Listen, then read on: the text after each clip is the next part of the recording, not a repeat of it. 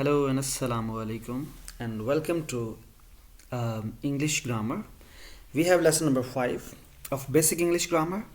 Stay tuned if you are interested in learning grammar, and no matter which class you belong to, doesn't matter. Everybody will have something to learn, right? So without wasting any further time, let's start learning this lecture. With the following words, use V2.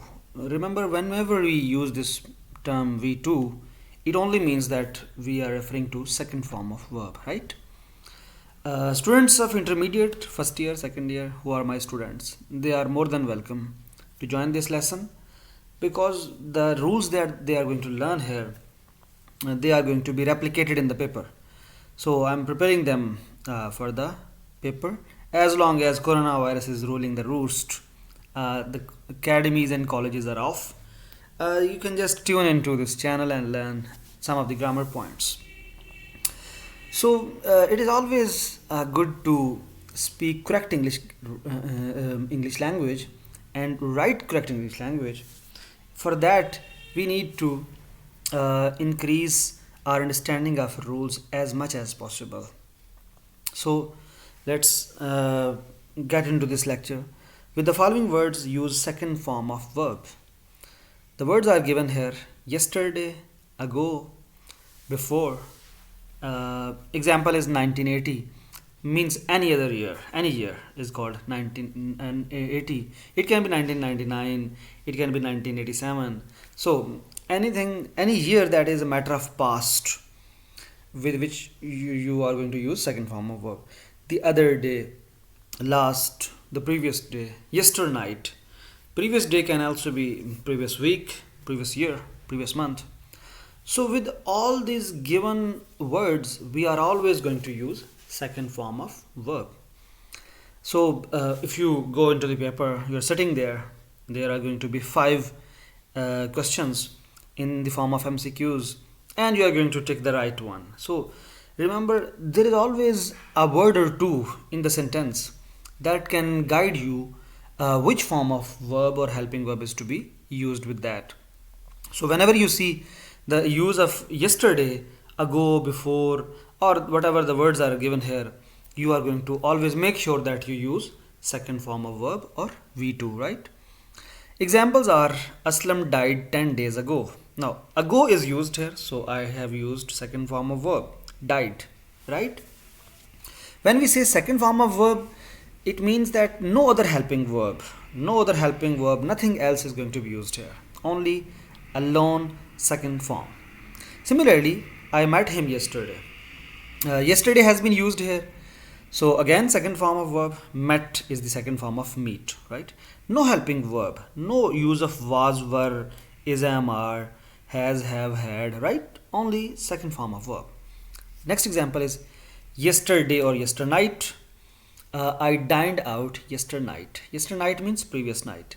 So these are some of the examples, and the focus on this in this particular slide is on this thing, that whenever any of these words appear in a sentence, you are going to use second form of verb. I hope it is clear. Let's move to the next slide.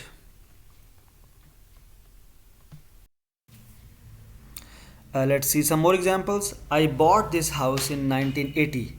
Now, whenever past year is mentioned in any of the sentences, we use second form of verb. So, bought is the second form which is used here because a time gone by is mentioned here. A year which has already taken place in history, which is already history, is used here. He went to Murray last year. Now, the word last tells us that we are going to use second form of verb. So went is the second form of go. So in this way, we are always going to use second form of verb with the words that are given in these slides. We will keep on adding one point and another during the course of this lecture. Let me tell you something here. Remember, never question grammar, never question the logics of language, because there is no logic, there is no logic in English language or in any of the languages. The point is that whenever you come across a grammar point related to grammar, You need to just memorize it and practice it and put it into your practice and never forget it. Because if we start talking about logic, why is this rule in this way, we are not going to get any answer. We are going to end nowhere. So, if you are going to become a successful English language learner, you need to give most of your attention to what the rule is instead of questioning why it is so, right? So we need to have a positive frame of mind and a frame of mind of acceptance. And let's move to next rule. We are going to talk about the use of had better.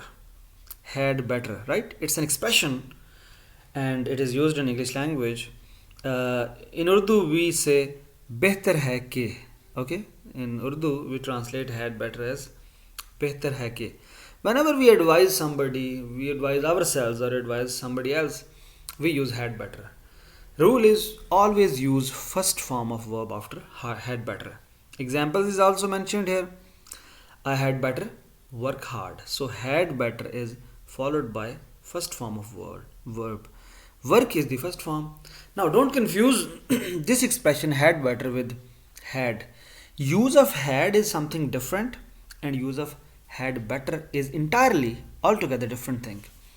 Had better, you always use first form of verb after had better and you always use third form after had. So when had is followed by a verb, we use third form. But when had better is followed by a verb, we use first form. I hope the difference stands clear. We are going to move our next slide. This is basic English grammar lesson number 5 going on. We are going to talk about use of I wish. Okay, I wish. Whenever you express any desire, you say in life, I wish, I wish. So whenever you think of a desire, just say to yourself, I wish. Let's learn its use. I have given the rule here. If I wish is followed by a verb, I wish plus verb. Now, whenever you see a sentence with the use of I wish, two things should come to your mind. Whether a verb has been used after I wish or not. Now, there are two rules here.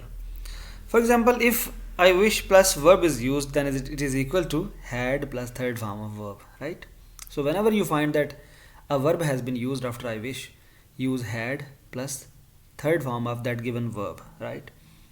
And in another scenario, you might see that I wish plus no verb. So you just have to look at two things, whether verb has been used or verb has not been used in the sentence after I wish. So if a verb is there, use had plus third form of verb. If verb is not there, then you are bound to use either were or had been. Were and had been are synonymous with each other. They have same meanings. So if you are sitting in the paper and you find that after I wish no verb has been used, either trying to find the option of were or try to find the option of had been. Either of them will be there, right? I have given examples below.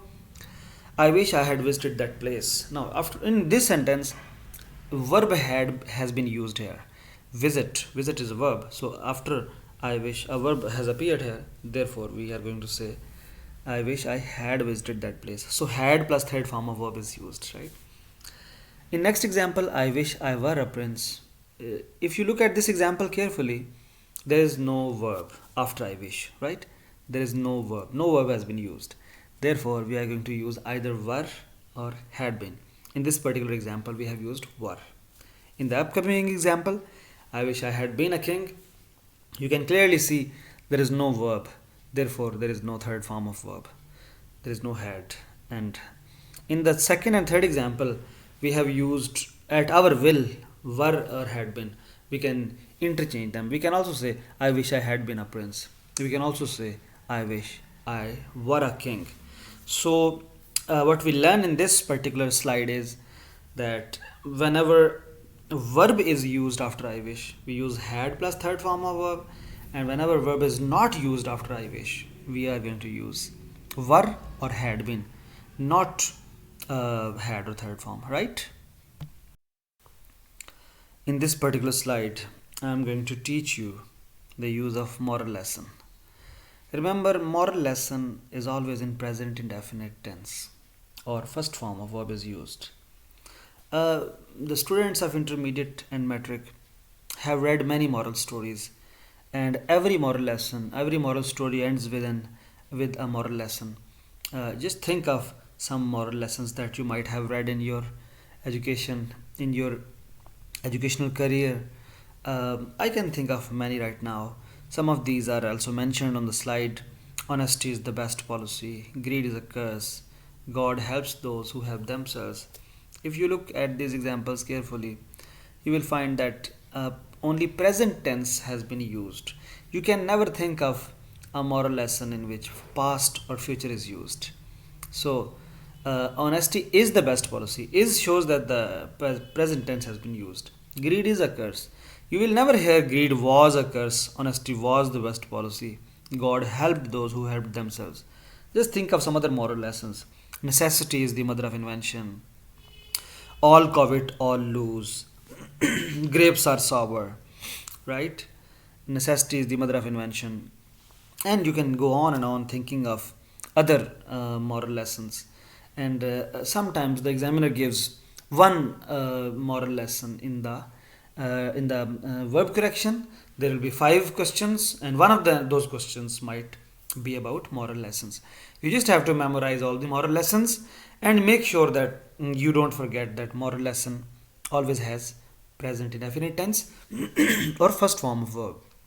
So, examiner just wants to know whether the teacher has correctly told the students which verb or helping verb is used with moral lessons. Let's continue with the learning of English language. Next rule is about universal truth. As I told you earlier, that moral lesson is used sometimes in the paper, and the students are supposed to take in the right option of present indefinite or first form of verb. Similarly, universal truth can also appear in the paper. It is always in present indefinite tense or first form of verb, right? Allah is one is a universal truth. The sun sets in the west, water boils at 100 degrees C, and the earth revolves around the sun, gravity reduces on the moon. These universal truths and some of the other universal truths that you can think of right now always carry first form of verb, right? Let's continue with the learning of grammar. We are going to talk about use of as if, right? As if in Urdu we say goya ke, jaisa ke. The rule is given here, as if plus verb is equal to had plus third form of verb, as if plus no verb is equal to were or had been.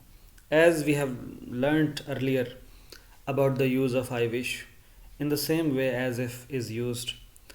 Whenever you find this expression being used in a sentence, as if is used, you are always going to think of two options, right? Two scenarios. One scenario is whether a verb has been used after as if, and the second scenario is whether a verb has not been used after as if. Okay, if a verb has been used, then use had plus third form of verb. If a verb has not been used after as if, use were or had been. Examples are given below. He dresses as if he were a prince. So there is no verb after as if, therefore we have used were. She speaks as if she had been a princess. And again, there is no verb after as if.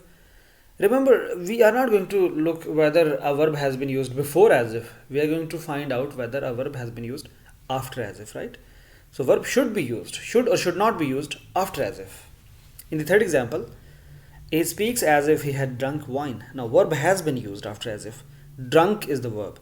Therefore we have used had plus third form of verb, right? So if you try to memorize the things in their context properly, there is no surprise that you'll be able to take the correct options. You'll be able to get higher grades. You'll be able to make some mark, and you'll be able to not feel ashamed or guilty for not knowing the rules properly, right? So use of as though. In the previous slide, we learnt about use of as if, and in this particular slide, we'll learn use of as though. The rule is same for both of them. If you can think of as if or I wish, it's the same rule for as though, right? So let's get into the rule.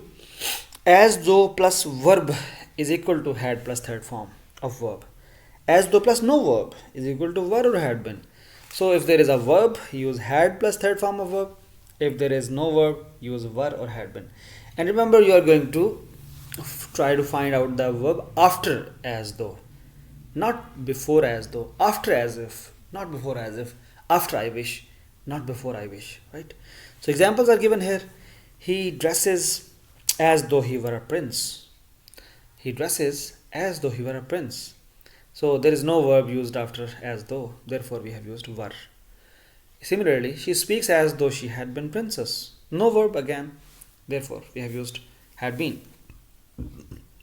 Similarly, he speaks as though he had drunk wine. As though is followed by a verb. Drunk is a verb, therefore we have used had plus third form of verb, right? Yet another matching rule has been mentioned here, use of would that. If you remember, we talked about I wish. I wish and would that are synonymous with each other, right? They're synonyms of each other. They have the same meanings. Whatever rules we talked about in I wish, the same rules are used for would that, right? Whenever you have any desire, you say kash, I wish. You can also say would that.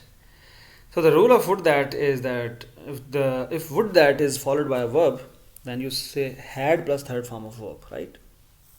You use had plus third form of verb. Whereas if would that is followed by no verb, you are going to use were or had been. Examples are would that I had visited that place. So would that is followed by a verb. Visit is the verb, therefore we have used had plus third form of verb. In the second example, we have said would that I were a prince. There is no verb after would that, therefore we have used were. Okay, were is used when there is no verb. In the third example, would that is followed by no verb. That's why we have used had been. Okay, were and had been are used when there is no verb, and had plus third form of verb is used when there is a verb. Let's talk about use of prayer. When somebody prays for somebody else, whenever we use this word pray, we are going to use may or might. Excuse me. So when are we going to use may and when we are going to use might? May is the first form of this particular helping verb, and might is the second form of this particular helping verb. The rule is when there is first form of verb, we are going to use may with it. When there is second form of verb, we are going to use might with it.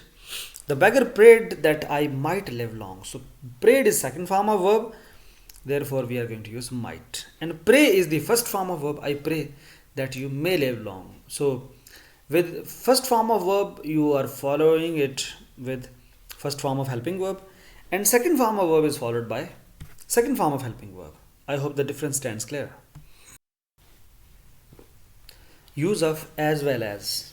The rule is helping verb is used according to second noun or pronoun. Remember, whenever we use as well as, there are two nouns mentioned. Names of two persons are mentioned, or the pronouns for two people are mentioned. Okay, and every pronoun has a different helping verb, and we are going to use our verb according to which noun or pronoun? According to the second noun or pronoun. So he as well as I dash ready for a function, right? So I is the second pronoun, therefore we are going to use helping verb according to I. The example is given here, he as well as I am ready for function, not are. Okay, whenever we use as well as, always use helping verb according to second pronoun, right? I hope the difference stands clear.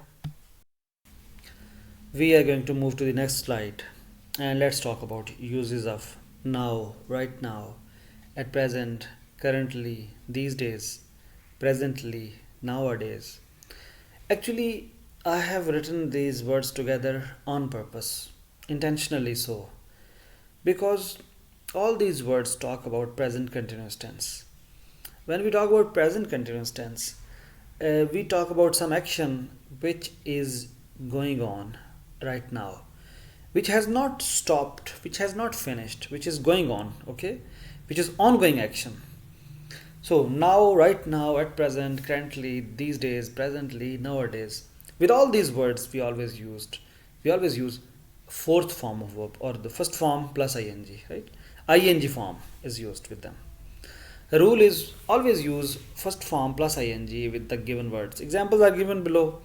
I am talking to him now. Okay. Now is used here, therefore I have used present continuous tense. Right now I'm speaking. So right now is followed by fourth form of verb. At present, again continuous tense, I'm studying. So I have used continuous sentence, right? Now we come across some very important sentences which are called conditional sentences. They are very important, I tell you. They might appear in the paper. Many a times when we go and mark the board papers, we find out that these rules, conditional sentence, all appear there in the paper more often than not. There are four kinds of conditional sentences. I will tell you orally what their names are. The first kind is called zero conditional, the second is first conditional, then there is second conditional, then there are third conditional sentences. So zero, first, second and third conditional sentences. These are the four types of conditional sentences. I have also written four sentences in front of you on the screen, and they are in the same order in which I have just mentioned them. Now the students find it pretty much difficult to differentiate between them, and we are going to try to make it easier for them to understand. Remember, conditional sentences are those sentences in which we use some condition, right? There is some condition, and if you fulfill that condition, there is going to be some result. So conditional sentence always has two parts. There is a dependent clause. Remember, we use most of the time the word if is used in conditional sentences. So whenever you find the use of if or when, remember when is also used in the same context. Use of if or when denotes that conditional sentence is there. A conditional sentence must have two parts, two clauses. Every clause has its separate subject and verb. You can see that in all of these sentences there is a conditional sentence, there is a dependent clause, and there is an independent clause. Dependent clause is one in which we use if or when, and independent clauses that can survive independently and with which you do not use if or when, right? If you use dependent clause before and independent clause afterwards, there is going to be a comma, and as is mentioned in front of you. Whereas if you switch their arrangement, their order, if you use dependent clause later on and if you use independent clause first, there is going to be no comma. In easy terms, whenever you use if in the start of the sentence, use a comma. When if does not appear in the start of the sentence, there is no comma, right? So let's move to the first rule. If you boil water, it heats at 100 degrees C. If you translate this sentence into your own language, if you try to understand and grasp this rule, remember, if you boil water, if you actually go to the kitchen and boil water, you will find that whenever you fulfill this condition of boiling water, unchangeably, invariably, you will find that it always results into heating at 100 degrees C. Water always boils at 100 degrees C no matter what, okay? Unchangeable fact. Remember, some students of chemistry might be thinking, well, water can also boil sometimes at 110 degrees C. But those are not standard temperature and pressure conditions, right? We are talking about standard temperature and pressure, which is also called STP. So under STP, if you boil water, it heats at 100 degrees C. So the first rule, which is called zero conditional sentence, while we learn zero conditional sentence, we consider it important to mention here that when you boil water, it always heats at 100 degrees C. It always boils at 100 degrees C. this is a kind of sentence in which if you fulfill the condition of boiling water, it will always result into boiling it, right? There are 100% chances of boiling it, not 99%. And remember, 100% chances of something happening are only when it is a universal truth. So basically, the zero conditional sentence is also called universal truth. If universal truth is used in a conditional sentence, we are always going to use first form in both the clauses, in both the parts. As you can see, boil is the first form of verb and heats is also first form of verb. So a conditional sentence has first form of verb in both parts only and only if it is a universal truth. If it is a zero conditional sentence, if the condition, if we fulfill the first condition, if 100% chance is there that it will result into what is written there as an effect. So it works under a formula of cause and effect. Boiling the water is a cause, and heating and boiling at 100 degrees C, it is an effect. So whenever this cause leads into this effect that is mentioned here, just think that it is a universal truth and zero conditional sentence. Always use first form of verb with zero conditional sentences. Let's move to the next example. Whenever I teach the students about grammar, about conditional sentences, I try to teach the second and third example simultaneously because it is easy to understand. Now, if you can read this sentence, you will find that there is a minor difference between the second and third sentence. If you work hard, you will succeed. If you worked hard, you would succeed. In the second sentence, we have used first form of verb. In the third sentence, we have used second form of verb.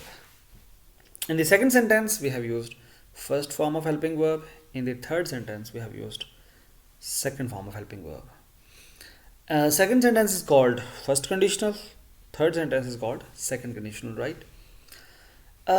If you are sitting in the paper and you find a conditional sentence being used in the paper and you are supposed to mark it correctly, I will tell you how to do it. Whenever a sentence appears in front of you, just think and imagine that it is a universal truth. Suppose you have read it, you have understood the sentence. Finally, you have drawn the conclusion that it is a universal truth. Then use first form of verb in both the clauses. Fine. Let's move on. Whereas, if you are sitting in the paper, you have found that the sentence is not a universal truth, then think about the first conditional sentence and the second conditional sentence. They are used simultaneously in the similar manner. If it is not a universal truth, then it is a possibility that it might be a second or third rule, or the first conditional or the second conditional. How do they operate? Let's see. If we use, say, a first form of verb, work is first form. It is going to be followed by a first form of helping verb. Will is the first form of helping verb, right? Will is the first form of would. In the third example, you can see the second form of verb has been used. If you worked hard, worked is the second form. Second form of verb is followed by the second form of helping verb. Would is the second form of helping verb. So, what we learn from these examples is that when first form of verb is used, you are going to follow it with first form of helping verb. When second form of verb is used, then you are going to follow it with second form of helping verb. So this is how second and third rule operates. There are going to be two scenarios. Either they will give you the dependent clause in intact form, and you are going to complete or fill in the blank in the independent clause, or they are going to give you a full independent clause and you are going to fill in the dependent clause. So one will be given, the other will be found by you. So examiner always gives some information and he wants you to bring some information. So I hope the difference stands clear. If you find that examiner has written this sentence in this way, you will succeed. You will succeed. Will is the first form of helping verb, and in the other clause you are going to use first form of verb. And if you find that he has given this part, you would succeed, is written in the paper. You would succeed. So would is the second form of helping verb. With it, you are going to use second form of verb. Let's move to the fourth and last example, and this is called third conditional sentence. This is also called as impossibility of action. Remember, the fourth example is entirely different from the previous examples. Okay, it has no relevance. How is that? Let's see. He has written, if you had worked hard, you would have succeeded. Now see, in the first, second and third example, there is no use of had or third form or would have or third form, because I want to tell here that had plus third form and would have plus third form always appear together. So whenever you see that had plus third form of verb has been used, you will use it along with would have plus third form. If he has given had plus third form of verb, he will omit would have and third form. You are going to apply would have and third form. If he has given would have and third form, you are going to apply had plus third form, right? So it takes place interchangeably. One clause is given and the other clause is not given. You are going to find out the other clause, and from one clause you can guess the other clause. So it always operates in pairs. From the known or given thing, we find out the unknown and the not given thing. I hope this difference stands clear among the four conditional sentences. It's very important. It might appear in the paper. If I made the paper, I would definitely add one of the conditional sentences in the paper. So just get ready, and I assure you that sooner or later you're going to find it in the paper. Thank you. Let's move to the next rule. We are going to talk about preposition plus verb. There is a rule that preposition is always followed by first form of verb plus ing. Whenever you find that a verb has been used after preposition, always use fourth form of verb. Fourth form of verb is called ing form, right? I have also given an example. I stopped him from going there. From is a preposition and going is the fourth form of verb, right? So always use a fourth form of verb after preposition. I hope it is clear. Let's learn the next rule. I have given some bunch of words together. Usually, generally, daily, sometimes, always, often, regularly, frequently, rarely. You can see that except for one word, all these words mean that the person is talking about habit. We always use word usually, generally, daily, sometimes, always, often, regularly, frequently to talk about habits. Rarely is the only exception. And the rule is always use first form of verb with habit, right? Examples are I go for a walk daily. Go is the first form of verb. He always comes late. Comes is also first form of verb. So daily is a habit, always is also a habit, and with both of these examples I have used first form of verb. So always use first form of verb with habits. Next rule is how to handle verb correction MCQs in paper. I have written a sentence and I have given four options. We are going to use it in a particular way. We are going to use this example to learn something about the grammar. For example, if you are sitting in the paper and there is a sentence, I dashed Lahore yesterday. I want to guide you how to approach this question, right? If any question is there and you are trying to understand which option is the correct one, there are some rules, there are some tricks, there are some methods, there are some logics, and there are some methodologies which can be used just to know, just to guess which might be the correct option. I will not tell you which one is the correct option. I will tell you which three options are incorrect. Okay, it will be one way of reaching the exact answer. You can see sentence is given there. I dashed to Lahore yesterday, and first option is goes. Now goes is not fit for I, because you already know that with I we don't use S or ES. So we will say that I goes is incorrect. So what is it called? Subject verb disagreement is there because we never use s or es with I.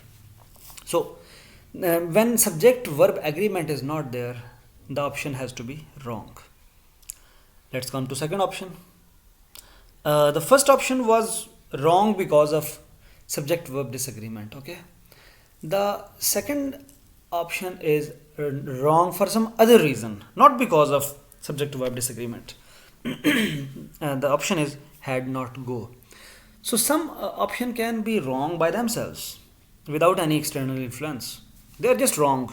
Why? Because we never use first form after had. After has, have, had, we always use third form of verb.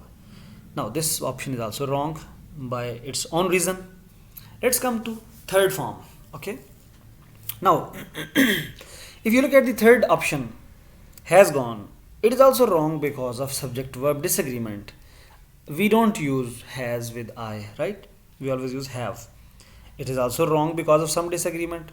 Let's come to the fourth form. I went to Lahore yesterday, and you know that with yesterday we always use second form of verb. So whenever you are trying to reach the correct option, just try to think which are the wrong options.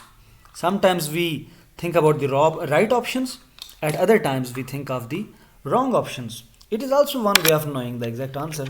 So always use multiple ways and means to reaching the correct option. Let's move to the next slide. Use of to plus verb. Remember, whenever you find out that to is used and after that a verb is used, most of the time, 99% of times, first form of verb will be used. For example, always try to speak the truth. So to is followed by a verb speak. We have used first form, right? So bear in mind that to is always followed by first form of verb. Many students make this mistake that they sometimes use second or third or fourth form after to. There can be some exceptions, but right now we are focusing on what are the rules, general rules. Exceptions are always there, but rule is that always use first form of verb after to. Next rule is use of speak the truth and tell a lie. जब भी आप सच बोलेंगे तो आप कहेंगे कि always speak the truth. You have spoken the truth, okay? It can never be called tell the truth. That is wrong, okay? And you will always say tell a lie. You will never say speak a lie. Okay? Tell a lie, speak the truth. Always take pride in speaking and writing the true and correct English grammar. It will always lend value to your expression. It will always lend beauty to your image, to your understanding of grammar. Always think grammar, live grammar, talk grammar, write grammar, speak grammar. Now let's come to the use of lest. Lest is translated in Urdu language as kahin aisa na ho. Whenever you use this expression kahin aisa na ho, use the word lest. And how to use it? Let's see. The rule is given there. Lest is followed by should plus first form. If you have read Gulistan of Saadi, in the second story of Gulistan of Saadi, you might have read this sentence: pay for the salt, lest it should become a custom. Okay? The first year students know this thing very well, that lest is followed by should plus first form of verb. Example is, he walked slowly lest he should fall down. So lest is followed by should plus first form of verb. Let's move to the next rule. I have written a few words here for you.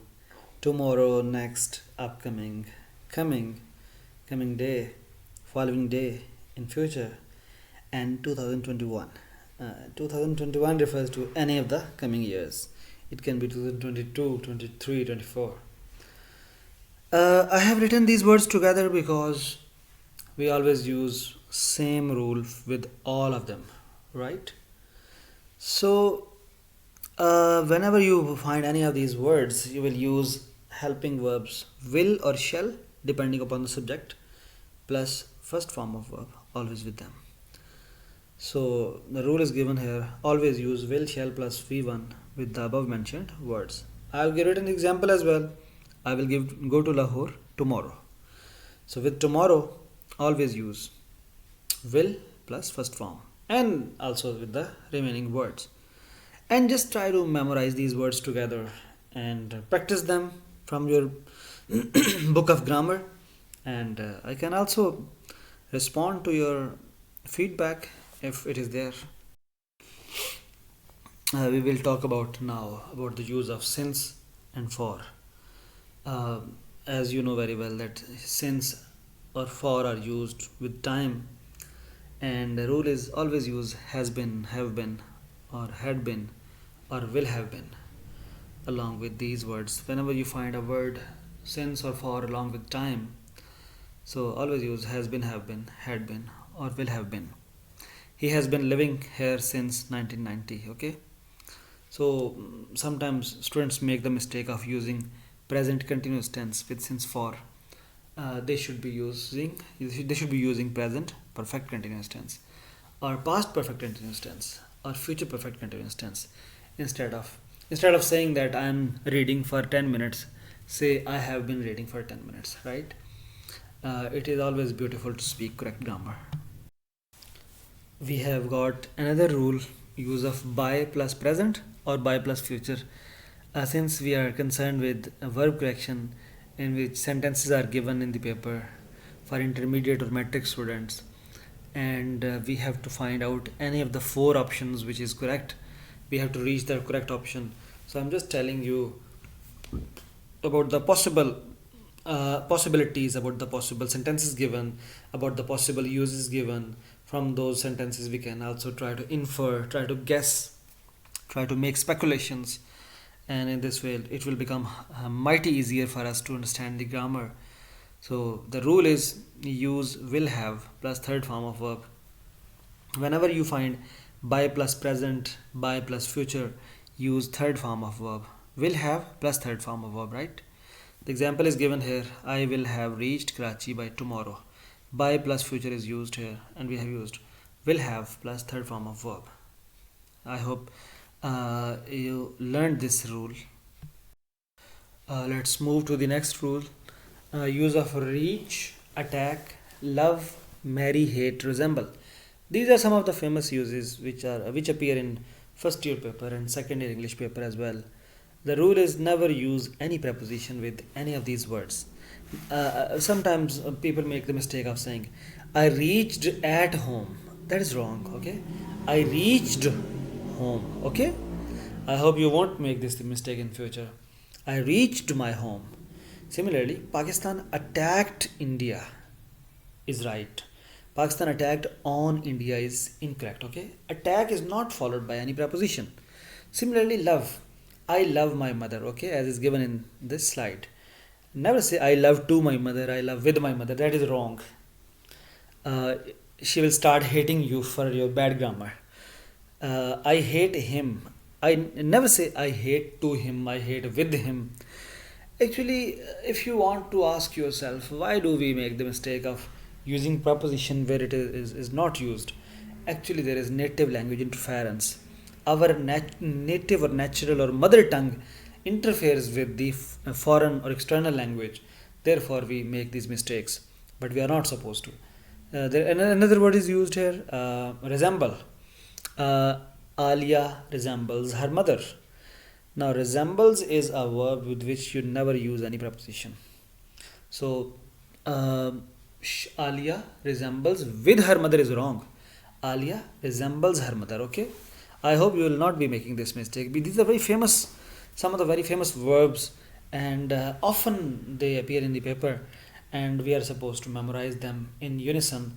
Remember them together. Never memorize these words in isolation.